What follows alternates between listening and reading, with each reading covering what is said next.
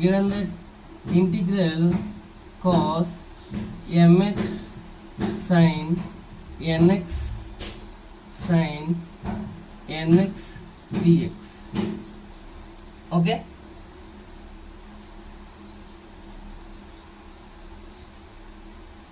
divide and multiply, divide and multiply by 2, 2 by 2 integral cos mx sin nx dx.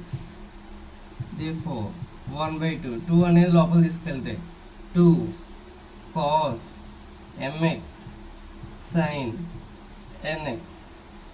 Okay, now 1 by 2 formula apply చేద్దాం. Formula, we have to apply the formula 2 cos a mx b nx. Now sin mx plus nx minus sin mx minus nx dx.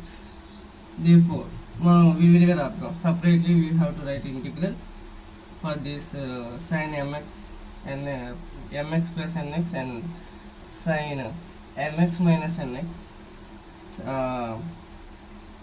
Now common the x term, sin m plus nx dx minus of integral sin, take the x term common, m minus n x dx.